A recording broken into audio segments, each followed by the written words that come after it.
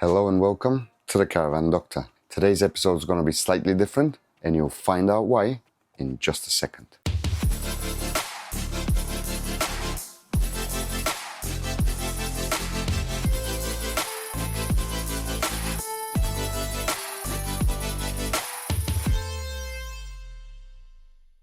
Today's episode I've chose to show you what I need to do, or what I want to do actually, to be able to have a few newer interesting things for you to look at, and also for me to be able to do as well. But seeing this, I presume you understand what is my problem. I don't have a lot of space to work with, but I got big ideas that I want to perform in this garage and for you to see. So I've been thinking for some time now what I can actually change up the routine with. And apart from caravans, to show you the other interests I've got and I would really like to be filming for this YouTube channel. As you probably already know, I've got quite a few different things. So if we start around from the variety of tools that we've got in the back, all your home stuff and the bits that your missus just pops in on your shelves. But I try and keep it as much as I can as a true garage, which in my mind means that you've got your workbench. Through the years, I've managed to make a slightly bigger one, let me show you, which manages to take quite a few of my bits. Here I got a bench grinder, I've got all sorts of different bits laying on that wall just there, which I would want to change, but that was my idea for the time being. The kids' bikes are here. Usually, my bicycle is here as well, and plenty of other stuff. But what is going to be the new thing that I want to show you, and what I've actually waited for quite some time because I've had it, but I haven't told you. You see now. And there it is. I've bought myself a motorbike. I don't know how well are you going to see with the sun shining, but I've bought for myself my very first motorbike, which is, as I've wanted from a young child, a Harley Davidson. It don't look that bad in your opinion, I would say. Let's move inside a little bit because it's getting a bit too hot. So I think a lot of you would say that this is not a good choice for a first bike. Like I said, I've never had a bike before. I haven't owned a bike in my life. Yes, when I was younger, I have ridden some, but that was like over 15 years ago with no license, but in a small village just around the house where I was living back then. I've had a taste of that and I've always wanted to buy one for myself. So I've actually went out and bought one, but I still don't have a license. This is something that I'll need to sort out through the course of time whilst I'm working on this bike. And I'll show you why. I'll have to work on this bike. So trying to fulfill a dream of mine, I just started browsing what can I actually get for not a lot of money and something that will bring me some sort of joy.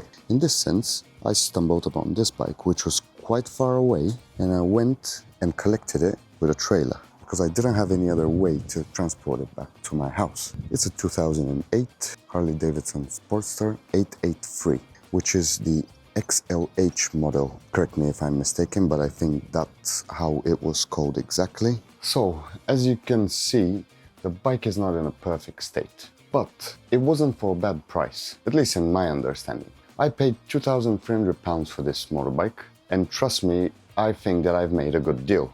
Probably a lot of you will just jump out and say, no, you got swindled, this bike is in bad shape. But the thing that drew me buying it is that it had only one owner in his whole lifetime.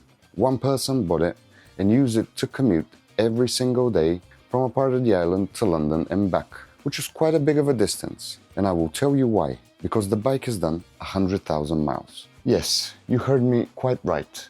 The bike has done 100,000 miles. This is a lot of mileage, I would presume, for a motorbike, but in my head, it's not a major problem. Because as you have your cars, and if you maintain them properly, and at the right service intervals, you could have one like my Passat, which is 256. I think it's almost 257,000 miles, and it keeps going.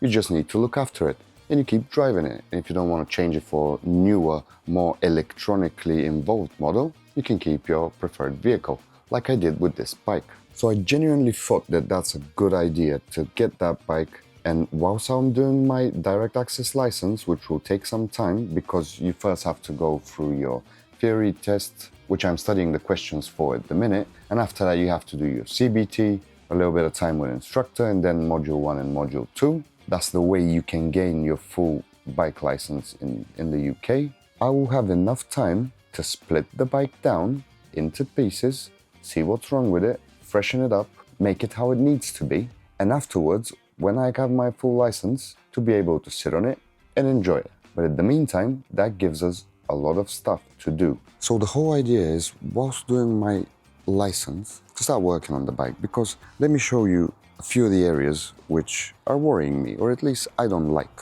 So if we start from the very front, look at the state of these front forks. Shocking, won't you say?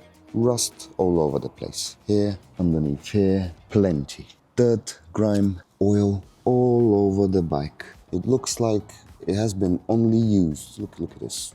Look at the amount of oil that's in there. It does look like that the bike has only been used. I would say that it's not been maintained to the standard I would like it to be. Look at this key, for example. You switch the ignition on, the lights comes on. But the key is just gonna fall down. So that is something that we need to look at. Because even though if you can switch it and take the key out, what's the point of this being here when it's so wobbly and the key goes in like, I don't know, it looks like you can run it with a screwdriver. But at the same time, it's got its good bits as well. Like the exhausts are still in good shape. Some of the covers are not bad. Yeah, you can see a bit of corrosion here and there, other stuff. The nice thing is that it's got a 5-speed gearbox, which in my opinion, I think is really cool, comparing to the bikes I've been riding way back in the day when I was still young, which only had 3 or 4 speeds, but they're, I would say, older Soviet style bikes. So this is something totally different for me. But as we keep going, you start to see that there is not only negatives in this bike. Part of it looks okay. There is definitely stuff that we'll have to give attention to. Look at this, for example. This is rust, proper rust everywhere, as in down here as well. Look at it, shocking. Maybe a different angle from the other side would be better. Look at that.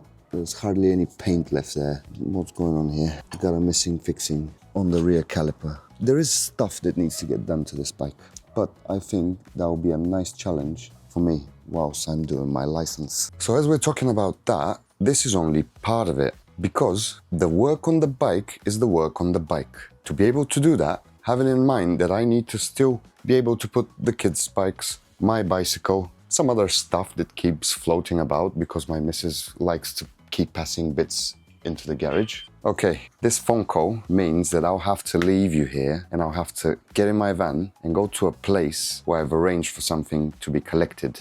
Now that was supposed to be another surprise, because apparently today is the day where everything managed to combine in one day. So I had the idea to show you what tools I'm planning to buy, what I've managed to purchase already, and what I'm in process of getting, and at the same time to talk about what we're going to do with this space, because we need to get everything from that is outside at the minute inside the garage to be able to have enough room to split it. And I still haven't purchased even a motorbike jack, so it's getting a bit crazy. So let's stop here for a second. I'll go and collect my item and I'll be straight back. A few hours later, my plans went totally backwards. So I don't know how to explain it, but everything that I was planning to do over the course of a couple of days managed to accumulate in one day, which is today. So the bike is finally here again. Then I've got something in the back of the van that I went and picked up. I was actually hoping for it for quite some time. I managed to get it finally. But in the meantime, my missus rang me up and said that we're having some guests over, so I will not be able to start on my general project here in the garage. So I want to show you what I've actually purchased, so you can at least see what's coming in the next episodes, because trust me, the words of Tony Stark are very true. We're going back to hardware mode.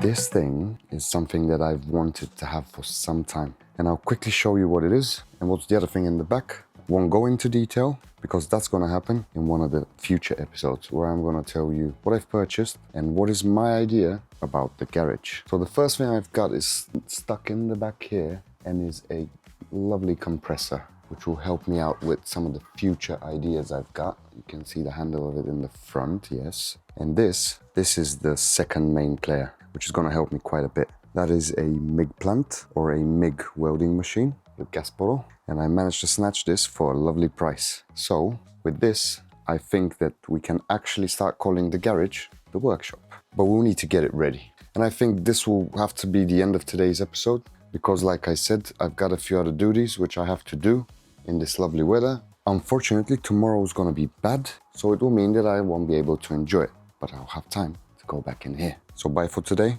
and I'll see you in the next episode.